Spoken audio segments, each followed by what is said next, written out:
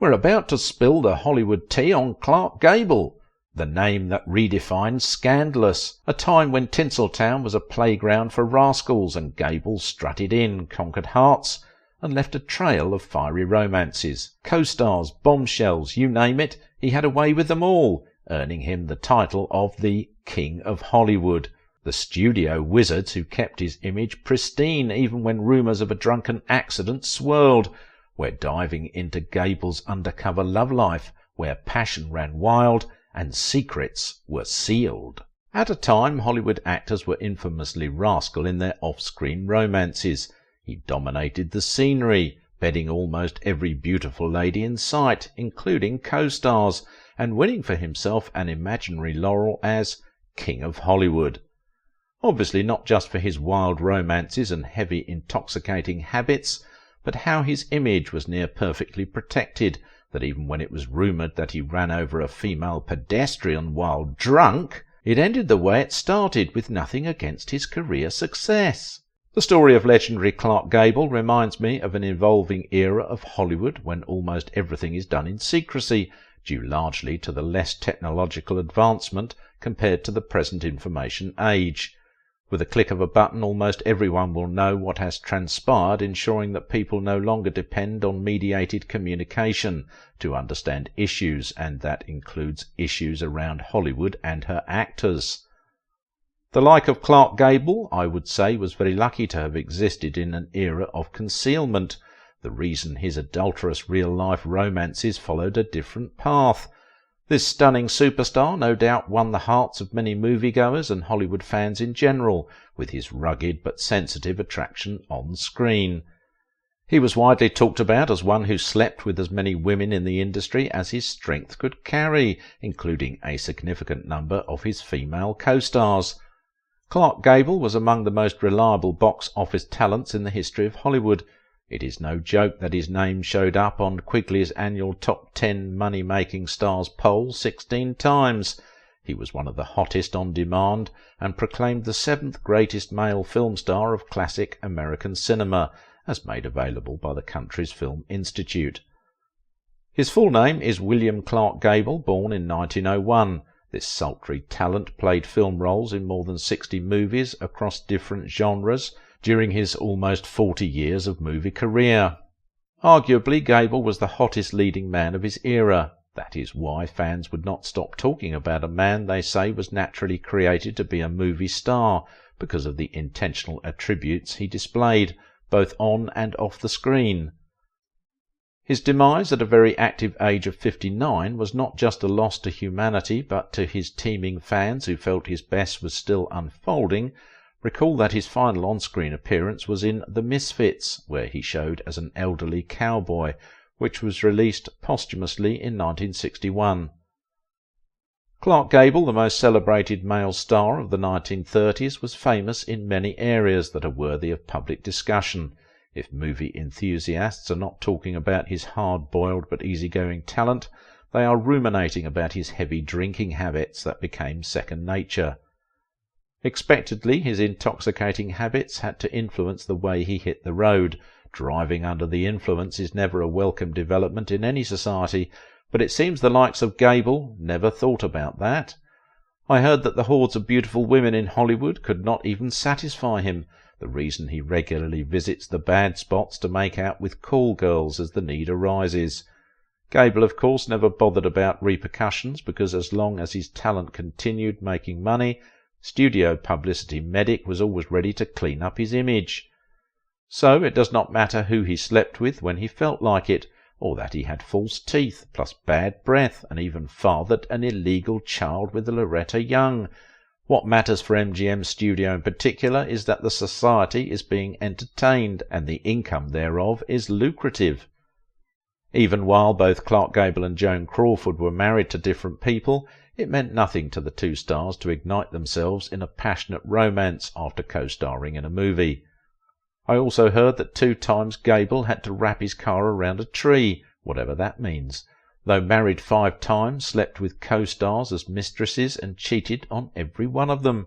One of Hollywood's greatest playboys soon fell in love and had to settle down somehow with beautiful Carole Lombard in a marriage that was registered in 1939. I still think that it is not all the gossip you may have heard about Clark Gable is true. Many turn out to be mere hearsay, just as I am still trying to ascertain the source of the age-long rumour which contended that he ran over a woman when drunk. Maybe or maybe not. The fact is that over the years Gable exposed himself to plenty of trouble, and almost all the time no one gets to hear about it, as it was kept out of the media or refurbished in the press in a distorted and anodyne manner. Beyond his off-screen frolicking, Gable is a romantic star of the highest pedigree, paraded himself on screen as the typical heartthrob in just about every movie in which he played the romantic lead. Gable sweet talks, spanks, or do I say maltreats the object of his love. Some say he is a romantic bastard, but a steamy bastard as a nomenclature, and of course put a question mark on his image as a leading man in 1930s Hollywood, a time the likes of fleet-footed Fred Astaire and Cary Grant were also competing. Barrel-chested Gable, with his tawny pirate look, divided hair, and trimmed moustache, appeared like a screen menace, even before famous Brando propagated the concept that later became a model for the new generation of male stars. Interestingly, despite Clark Gable's dishonest meandering, he was never caught nor victimized by widespread scandal, the reason he left the industry with his image intact. Everything you must have heard about him began as whispers and ended in rebukes by gossip columns. I was particularly shocked about his affairs, and how the fruit of those romances was kept under a veil of secrecy by the skilful fixers at MGM Studio, ensuring that none of his actions ever turned scandalous. In case you didn't get it right, the actor's actions became disgraceful only when it challenges the audience's acceptability. So very fascinating about Gable is that his wanton philandering and drunkenness remained a coded secret to his audience, who continue to enjoy his shows. This is what the media at the time described as the favour stars like Gable enjoyed, except on those rare occasions when a star overstepped his or her boundary as defined by studios. To be specific, if a studio wanted an insubordinate performer publicly punished, the public gets to hear their sins. Except on those unusual occasions, the newspapers and fan magazines kept a low profile of the uncanny romances and other bad behaviours within the movie family. Clark Gable and his counterparts were good in all they do, as long as they keep to the rule, continue making money for studios. Some said it's their enormous luck to have existed as stars of that era, paired up with young beauties, dressed in evening wear, and went to famous Ciro's Club or Macambo, where they practised studio-created liaisons, but their off-screen lives were mostly disgusting. While in an extended contract with MGM, Gable, like others on the studio's payroll, depended on Howard Strickling each time he messed up rather than his lawyer. Strickling is the talented manager of the studio's publicity and the one who fixes anything fixable, a duty effectively carried out alongside his colleague Eddie Mannix. I heard that Strickling's roles ranged from buying off the police, organising abortions, and transporting off to Europe directors who tossed too many wild parties. After a very busy childhood in Ohio, Clark Gable made a long journey to Hollywood, where he experimented with stage performances and eventually got a connection in Portland, Oregon, where he attached himself with a theatre manager, a lady 17 years his senior. Josephine Dillon became the first in a long list of older women who helped him stand on his feet in the industry, acting as his lover and financial provider, paying his bills and assisting him getting jobs. For handsome Clark Gable, it did not matter what benefit he was enjoying. Every lady deserved to be cheated on, and that was what he did to each of them. A character critics said suspiciously made him movie star material. This is so when one considers the fact that this lady paid for him to repair his bad teeth, barber and style his hair, and nurtured him out of his supposed feminine voice. They entered Hollywood together, where Gable began as an extra in silent movies and toured with a stage company, where he made another hook-up with the theatre sensation Jane Cowell. It seems a good interchange of battens as he rotated between the first wife and other richer or more enticing women, not too long after he earned his MGM job. Analysts believe that the studio cast Gable in the wrong role when they planned him as a shameless villain and laundryman, because they did not yet know his innate talent. Still, Gable impressed his employers with a glimpse of what he can offer, prompting the studio publicity unit to further polish his image, with emphasis on his rural background and 6-foot structure to manufacture your legendary Clark Gable. The nice combination of the brutal and the cultured is good in the 1930s, though Gable also represented something less European, more American, less cosmopolitan, more rugged. I'm tempted to say that Gable became the luckiest man in the studio, as he was paired with all the female stars in MGM at the time, which enabled him to do what I call theories on screen and followed up with practical off-screen. The likes of Norma Shearer, Greta Garbo, Joan Crawford, you name them, readily come to mind. Yes, that reminds me, Joan Crawford was already a famous star when she started with Gable, radiating with her beauty and talent, and was married to Douglas Fairbanks Jr., yet she could not resist the Clark Gable temptation. She had confessed that the first time she set her eyes on Gable, it was like an electric current went through my body, adding that, if he hadn't held her by her shoulders, she'd have dropped to the ground. That was how deep the feeling was, even though she was legally married. I guess not even the studio executive could understand the on-and-off affair of these two Hollywood legends that endured throughout their career with 8 films collaboration that ensured they remained in contact. More interesting is that they were each involved in different marriages and divorces, but kept their bonding going. I guess it became more like romantic madness, prompting the studio to demand that they put an end to their love life. The threat came when Gable's enraged second wife was ready to make it a huge scandal in the press. If they had refused, MGM would have activated the morality clauses infused in their contracts, and they would be out of jobs. Even though MGM would never have let go of 2 of its best talents, it was just enough threat to call them to order, following already developing gossip in fan magazines, trying to let the audience know what every Dick and Harry in Hollywood knew to be true. Something happened when in 1934 Gable played in It Happened One Night.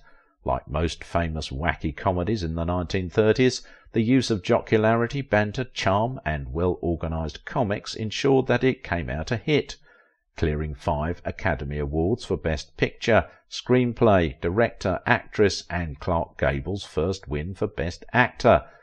It established Gable as a prominent star and a valuable asset at MGM. This is no doubt the reason MGM went to a great extent in covering up for his not-too-palatable escapes. So, while filming Call of the Wild with Loretta Young, who critics say was playing the virgin card against the will of the likes of Clark Gable, who was on the prowl, though still married, Loretta's charm became very hard for Gable to resist. One thing leads to another. Loretta suddenly discovered that she was pregnant by none other than Clark Gable. A desperate situation unfolded with her career on the line and abortion as an option.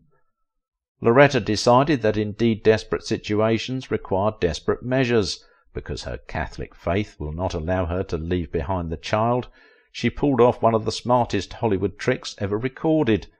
She hides her pregnancy, flees to England as delivery approaches, and describes it as a vacation. Her long absence is explained as a childhood disease she was handling, secretly returning to her mum's house and quietly having a child that was sent to an orphanage before returning to work. A smart one indeed.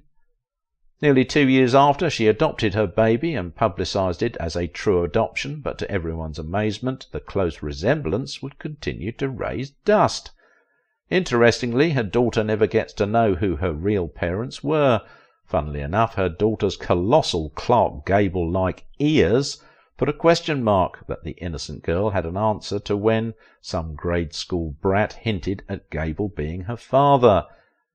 In all these, no one gets to hear any of the scandals, regardless of the behind-the-scene gossip that ensued as Loretta's child grew older, because studio image fixers were working round the clock to ensure that their talent never get stuck with any scandal, as they churn out interlaced stories that are not just believable, but ensure that Gable's image remains untainted. If the many reports are anything to go by, Gable may have also slept with the likes of Jean Harlow, Ava Gardner and Grace Kelly, whom he dropped because he was not ready for marriage. By 1939, Gable had divorced his second wife, Maria Rhea Langham, and married the seemingly love of his life. Some said he met favour with her, others say her favour met him. Long story cut short, American sweetheart Carole Lombard became the chosen one that would make unofficial King Gable the charming husband at the height of his career.